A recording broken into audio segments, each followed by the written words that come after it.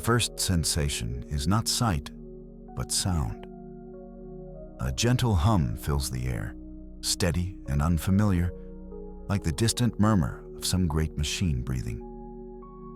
Marcus Aurelius opens his eyes to find himself lying on a bed softer than any he has known, in a room bathed in artificial light that holds no flicker of flame.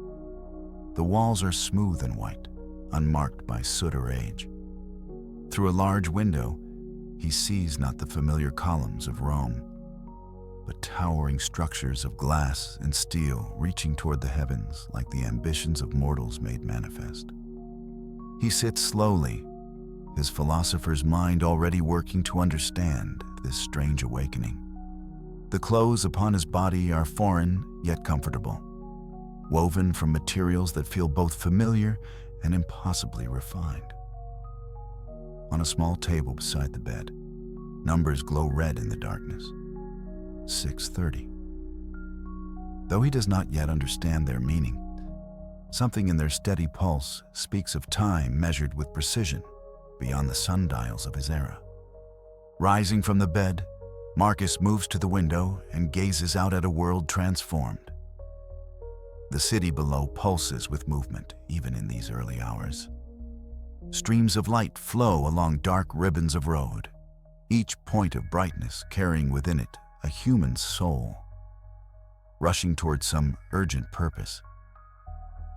He watches these rivers of light with the same quiet attention he once gave to the Danube, recognizing in their ceaseless flow something eternal about the nature of human striving. The room around him speaks of abundance beyond the dreams of emperors. Water flows hot and cold at the turn of a handle. Light appears at the touch of a switch, banishing darkness with the ease of divine command. Yet for all its marvels, the space feels strangely hollow, as if designed for the body's comfort while leaving the soul untended. Marcus runs his fingers along surfaces that bear no mark of the craftsman's hand, no irregularity that might speak of human touch in their creation. As the numbers on the bedside tables shift to 7 o'clock, the city below begins to stir with greater urgency. The streams of light grow denser, and even through the sealed window, Marcus can sense the quickening pulse of a world awakening to its daily labors. He dresses in the simple clothes provided and makes his way to the door, which opens at his approach as if recognizing his intent. The hallway beyond stretches in both directions, lined with identical doors, each hiding its own small world of temporary rest. The descent to the street level reveals more wonders. A small chamber carries him downward without effort, its walls reflecting his image with perfect clarity. When the doors part, he steps into a vast space filled with the soft murmur of voices and the gentle clink of ceramic against ceramic.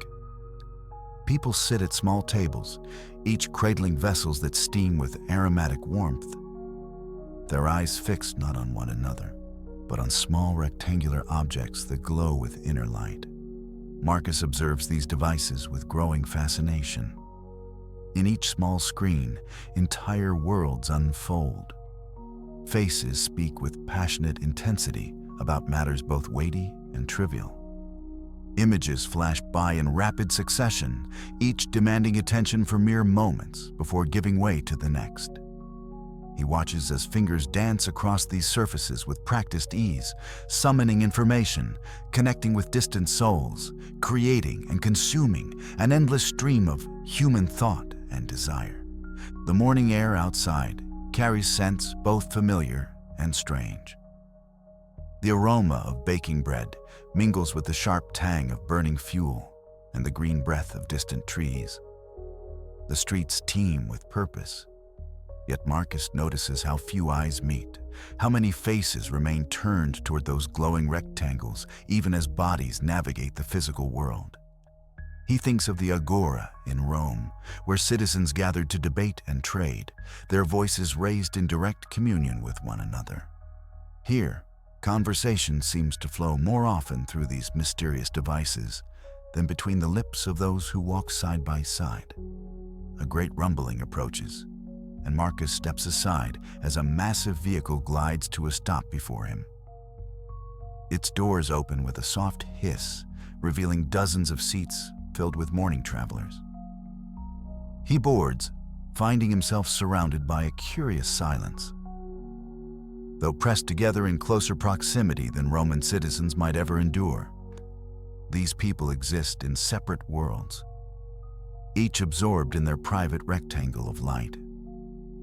Some wear small devices in their ears, their heads moving slightly to rhythms only they can hear. Others stare with intense concentration at moving images that flicker too quickly for Marcus to comprehend.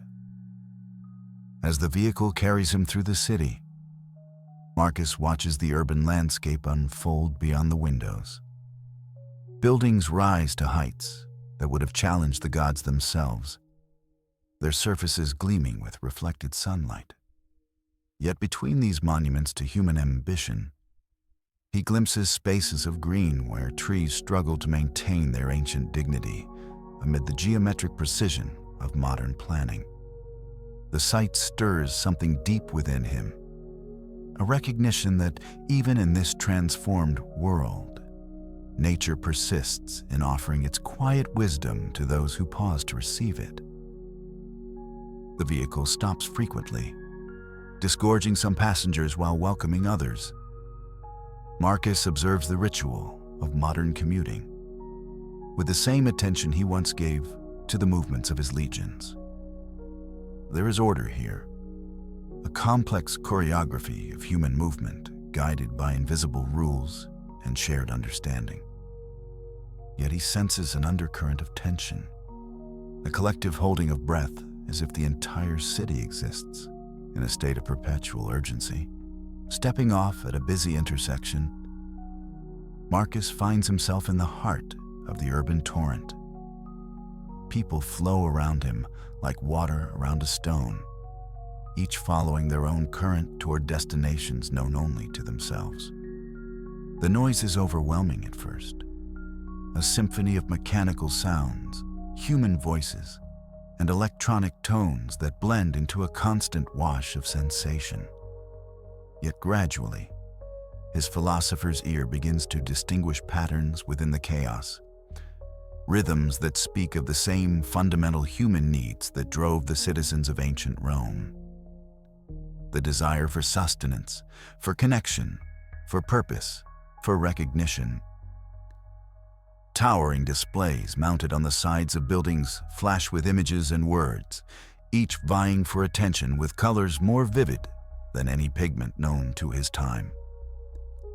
These messages speak of desires, both ancient and modern: beauty, strength, pleasure, security, love. Marcus recognizes in their urgent appeals the same human longings that philosophers have contemplated since thought first turned inward upon itself. The medium has transformed beyond recognition, but the message remains as familiar as his own heartbeat. He pauses before a shop window where dozens of the glowing rectangles are displayed like precious gems. People gather around these devices with an intensity that reminds him of pilgrims approaching a sacred shrine. Their faces glow with reflected light as they swipe and tap, their expressions cycling through joy, frustration, surprise, and longing with remarkable speed. Marcus wonders what visions these screens contain that can command such devoted attention. What promises they offer that draw the human spirit so completely into their luminous embrace. A young woman nearby speaks rapidly into her device, her voice carrying the weight of some urgent concern. Though Marcus cannot understand the specifics of her words, the tone is universal. The sound of a human soul grappling with the complexities of existence. The seeking of connection across the void that separates one consciousness from another. In her animated gestures and furrowed brow, he sees the same struggles that occupied the minds of Romans 2 millennia past. dressed now in the garments of a new age, but fundamentally unchanged. The morning progresses into afternoon, and Marcus finds himself drawn to a large open space where people gather on benches and patches of grass. Here, the pace slows slightly, though even in this refuge from the urban rush, the glowing rectangles maintain their hold on human attention. Children play nearby, their laughter cutting through the ambient noise like birdsong at dawn. Their games, though aided by devices Marcus cannot fathom, echo with the timeless joy of youth, discovering the world through movement and imagination. An elderly man sits alone on a bench, his weathered hands folded over a walking stick, his eyes fixed not on any screen, but on the movement of clouds across the sky. Marcus feels drawn to this figure, recognizing in his stillness a kindred spirit. Though they share no common language, when their eyes meet, something passes between them that needs no translation. It is the recognition of one who has learned to find peace within the storm, who has discovered that wisdom often lies not in the accumulation of information, but in the cultivation of presence. As the afternoon sun reaches its zenith, Marcus observes the rhythm of modern eating. Food appears with miraculous speed, prepared by unseen hands and delivered in containers that speak of efficiency rather than ceremony. People consume their meals while walking, while staring at screens, while conducting conversations with distant voices. The act of nourishment, once a sacred pause in the day's activities, has become another task to be optimized and accelerated. Yet Marcus notices that when people do pause to truly taste their food, when they set aside their devices for even a moment, their faces soften with something approaching contentment. The commercial districts reveal the full scope of human desire made manifest. Shops overflow with goods beyond the imagination of ancient emperors. Clothing in every conceivable style and color. Devices promising to fulfill needs Marcus never knew existed. Foods gathered from every corner of the earth. The abundance is staggering. Yet he observes how quickly satisfaction gives way to new wanting. How the fulfillment of one desire immediately births another.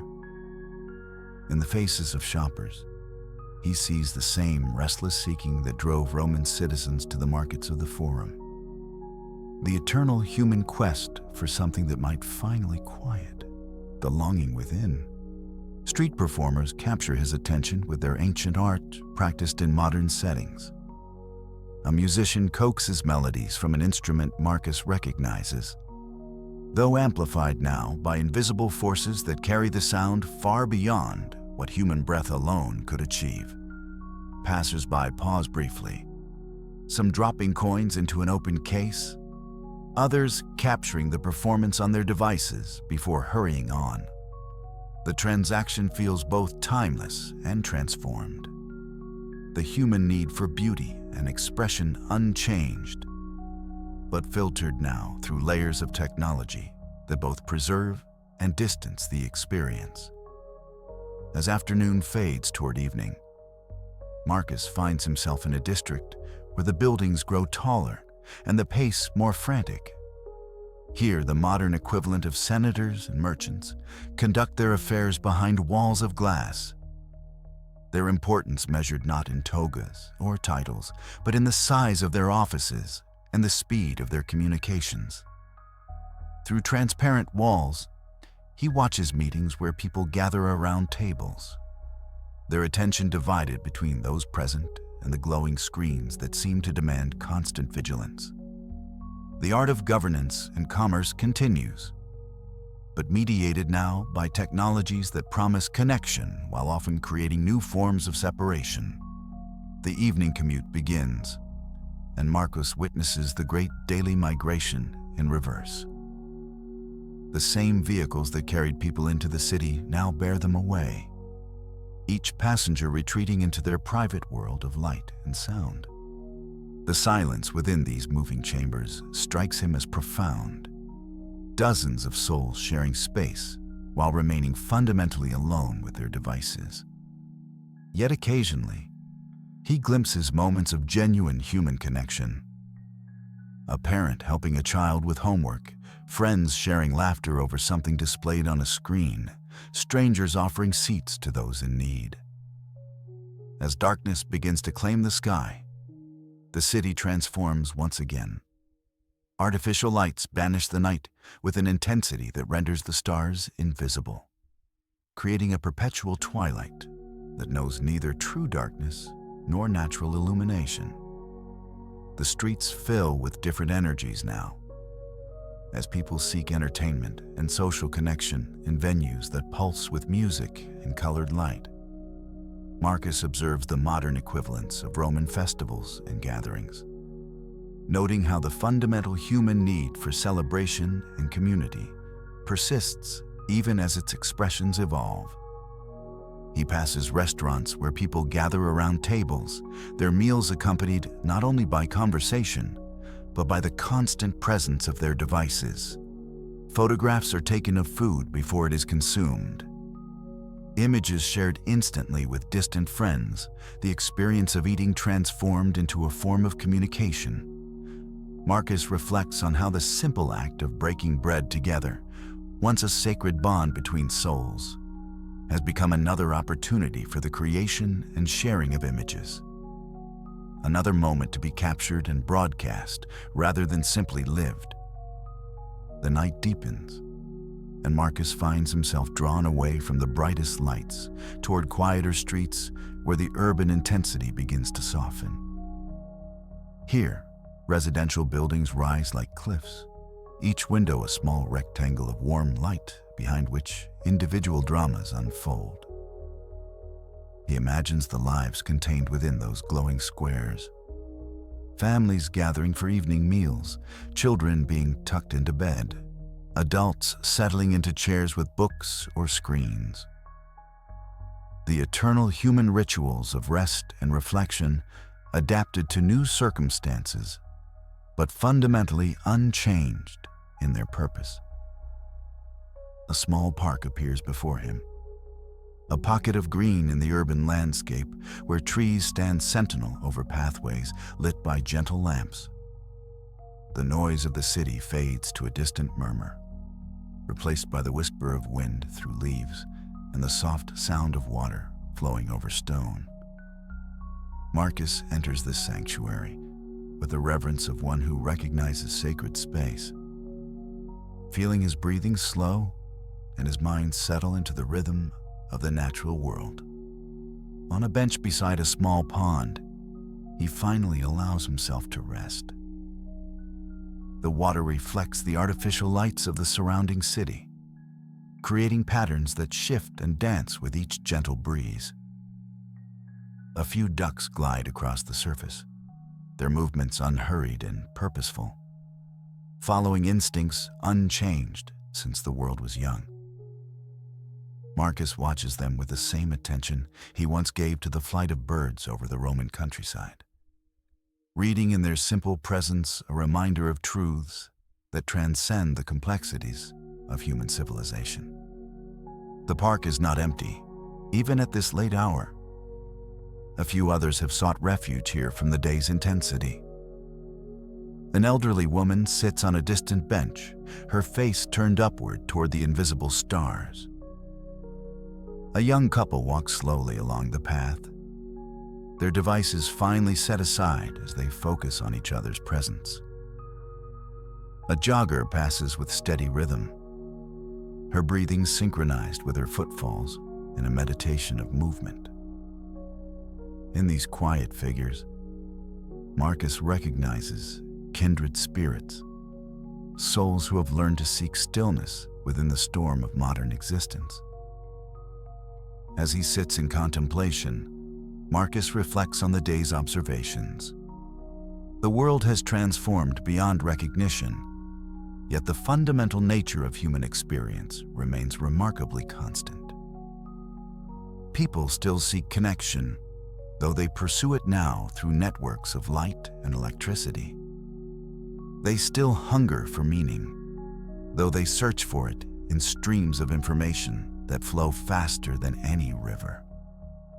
They still struggle with desire and disappointment, with hope and fear, with the eternal questions that have occupied human hearts since consciousness first turned its gaze inward.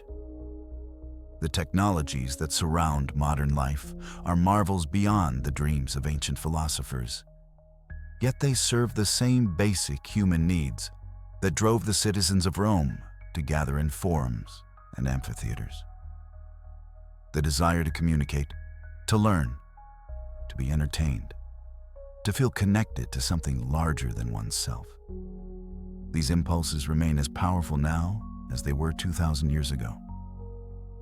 The tools have evolved, but the hands that wield them are guided by hearts that beat with the same hopes and fears that animated his own contemporaries.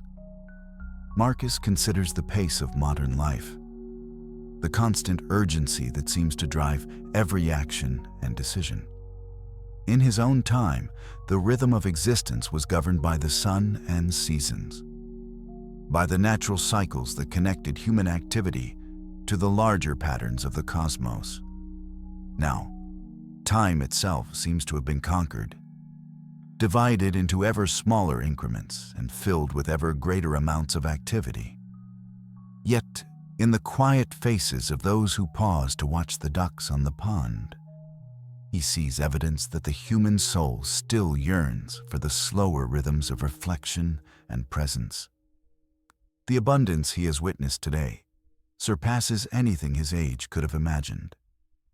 Yet he has also observed how quickly abundance can become a burden, how the multiplication of choices can lead to paralysis rather than freedom. In the faces of shoppers overwhelmed by options, in the anxiety of those trying to keep pace with the flood of information flowing through their devices, he recognizes a new form of the ancient struggle between desire and contentment, between the pursuit of more and the cultivation of enough. The connections that bind people together have multiplied exponentially. Yet Marcus has noticed how often these connections seem to create new forms of isolation. People can speak instantly with others on the far side of the earth, yet struggle to maintain eye contact with those sitting beside them. They can access the accumulated knowledge of humanity with a few touches of their fingers, yet seem increasingly uncertain about what wisdom to trust. The tools of connection have become more powerful, but the art of true communion remains as challenging as ever. As the night deepens around him, Marcus feels a profound sense of continuity with his own time. The questions that occupied his meditations as emperor remain relevant in this transformed world. How does one live with virtue in the face of constant temptation? How does one maintain inner peace amid external chaos? How does one find meaning in the brief span of human existence? How does one serve the common good while honoring individual dignity? These challenges have not been solved by technological advancement. They have simply been dressed in new clothing. The young couple on the path has found a bench of their own, and Marcus observes how they sit together in comfortable silence, their attention focused not on any device, but on each other's presence. In their quiet intimacy, he sees proof that the capacity for genuine human connection survives even in an age of digital mediation. Love, it seems, remains as mysterious and powerful as ever, requiring no technological enhancement to work its ancient magic on human hearts. A gentle breeze stirs the water, sending ripples across the reflected lights and reminding Marcus of a passage from his own meditations. Constantly regard the universe as one living being, having one substance and one soul. In this small park, surrounded by the monuments of human ambition and ingenuity. He feels the truth of those words as keenly as he did when he first wrote them. The forms of life have multiplied and complexified beyond recognition, yet the underlying unity remains unchanged. The same consciousness that animated the citizens of Rome now inhabits the bodies of those who carry glowing rectangles and travel in vehicles that move without horses. The water continues its gentle movement, indifferent to the human dramas that unfold around its edges.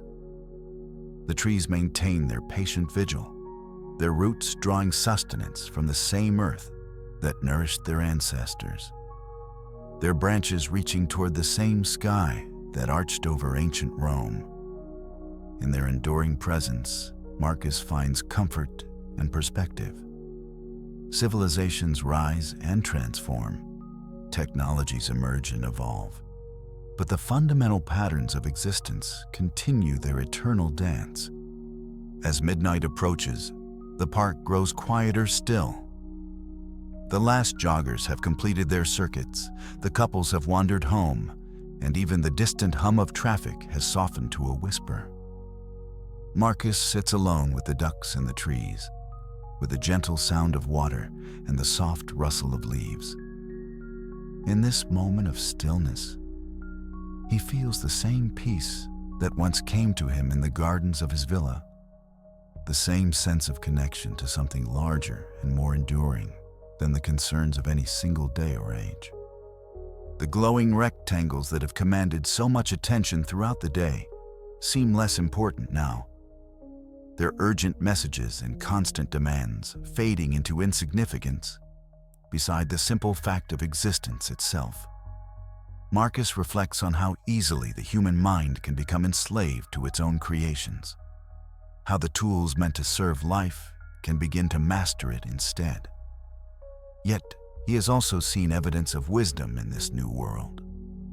Moments when people choose presence over distraction, connection over isolation, being over having. Rising from the bench, Marcus takes one last look around the small sanctuary that has provided refuge from the day's intensity. The water continues its gentle flow. The trees maintain their silent watch. And somewhere in the darkness, the ducks rest with the confidence of creatures who know their place in the natural order. These simple presences have offered the same gift they provided to seekers in his own time. A reminder that beneath all the complexity and change, life continues to unfold according to patterns more ancient and reliable than any human institution. As he prepares to leave this place of peace, Marcus carries with him a sense of wonder at what humanity has accomplished and a deeper appreciation for what remains unchanged. The world of 2025 has revealed itself to be both utterly foreign and strangely familiar, a testament to the endless creativity of human consciousness and the enduring nature of human need. Tomorrow will bring new marvels and new challenges. But tonight, in this quiet corner of a transformed world, the same stars that guided ancient philosophers continue their silent journey across the sky, invisible now behind the glow of human ambition, but present nonetheless, patient witnesses to the eternal dance of change and continuity that defines the human experience. The park gate closes softly behind him as Marcus returns to the illuminated streets, carrying within his heart the peace of still water and the wisdom of patient trees, ready to face whatever new wonders and challenges the morning might bring.